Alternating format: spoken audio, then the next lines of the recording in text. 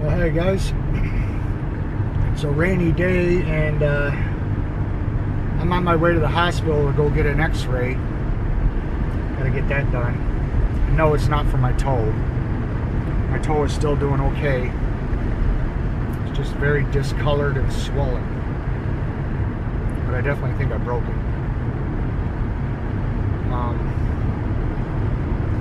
Wanted to say in this video that here in the Northeast where I live, Western New York, typically us locals that have lived here all our lives and people that deal with lake effect snow, which only happens if you live near the Great Lakes, is the only place and the only time you'll get lake effect snow. We usually prepare for winter, and we always expect it to be bad every year. We always prepare for the worst and hope for the best, but we start preparing in late September, early October. However, this year, now that July is ending and we're going into August, I'm starting to prepare now. I got a bad feeling about this winter after seeing what kind of year we've had with our spring and summer. If this trend continues, we're going to get one hell of a lot of snow. I expect we're going to break records big time because it's been so rainy. But not only am I thinking about winter way in advance and going to prepare for it way in advance, long before I typically do, I am adding to my food preps. I'm sure by now a lot of you guys have heard about some of the shortages that are going on at Walmart, and you've heard about the signs they're hanging on the shelves, especially in the canned goods department where your vegetables are, your canned vegetables and things like that. Some Walmarts are even showing bread shortages in the bread aisle. Long shelves empty, completely depleted of the items. And a lot of the Walmart employees are saying that Walmart, to hide what they're experiencing shortages on, to hide it, they're taking neighboring stuff on the shelves and moving it over and spreading it out on the shelves to make it look like there isn't a shortage. This is what's going on. And a lot of people don't know this. Well, I've been looking into it more and more and more, especially at night before I go to bed. I've been watching stuff on it, getting other people's take and seeing what's going on at their local Walmart, as well as other stores. It's not just Walmart. And it's pretty bad. So I have to go to my Walmart and see if mine looks anything like theirs. While I'm out here at the hospital, it's just a small country hospital, I'm going to go to the grocery store that's just 2 blocks away, which is a local chain we have, and I'm going to see what it's like in there. And no, I'm not doing a video of it because I don't do videos in public. I'm someone that just don't do that. But I want to see what it's like. But here's the thing that's really got me concerned.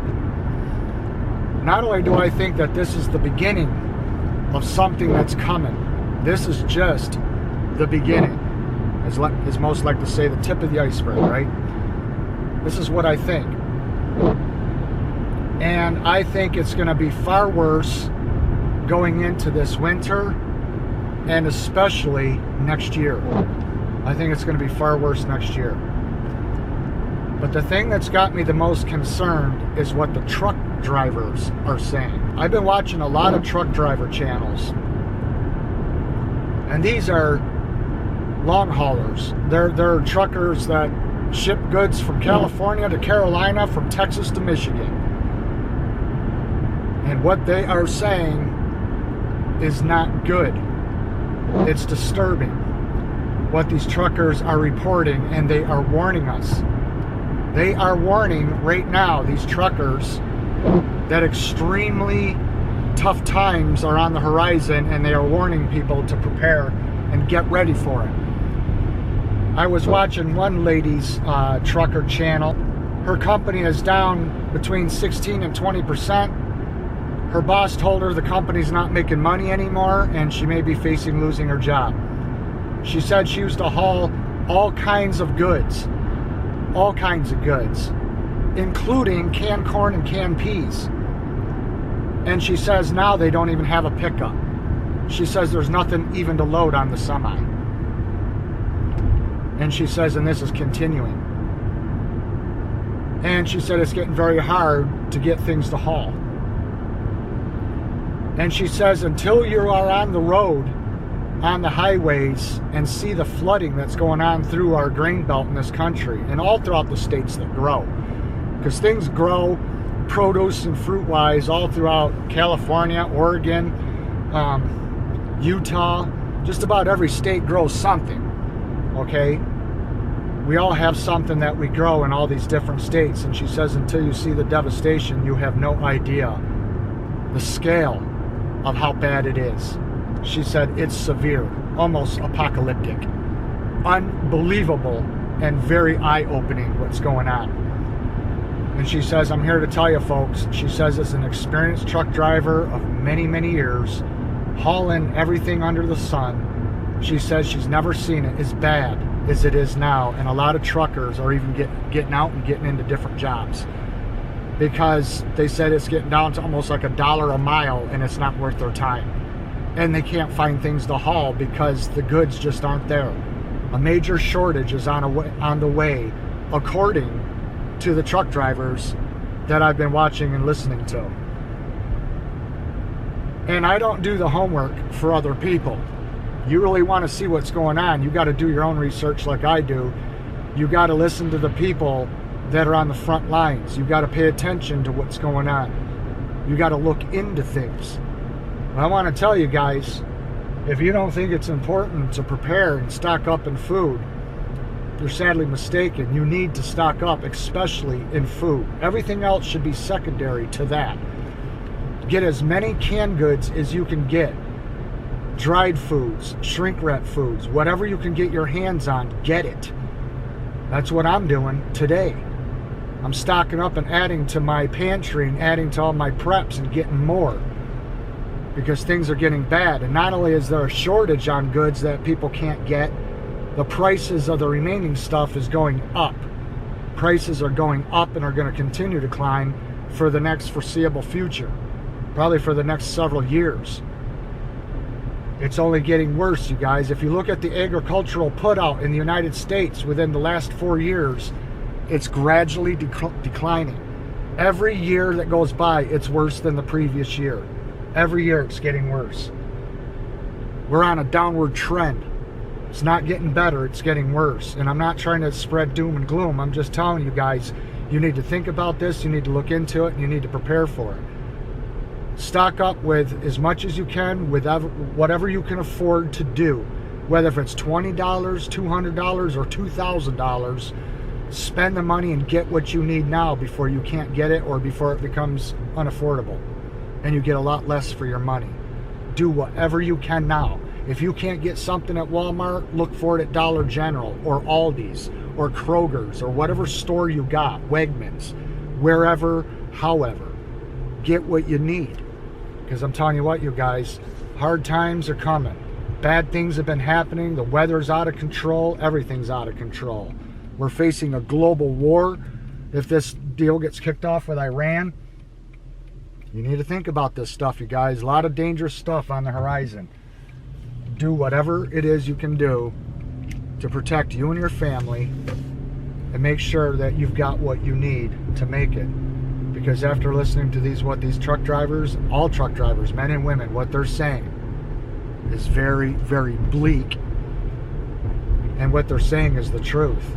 They're not spreading lies. They are warning people what they're seeing and what's happening and what they're experiencing. You better listen, you better act, and you better do what you can do while you can do it. Okay guys, I just left the supermarket. I had to go to the hospital. I got my x-rays done. I couldn't believe it. They did 7 x-rays. 7. I don't think I've ever had that many done before. But I went to the supermarket which is Tops. That's our local supermarket chain outside of Wegmans and Walmart. If you don't shop at Wegmans or Walmart, Tops is the grocery store to go to.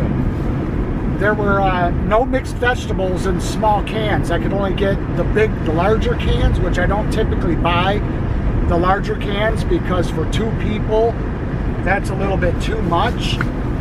The vegetables were completely wiped out, gone.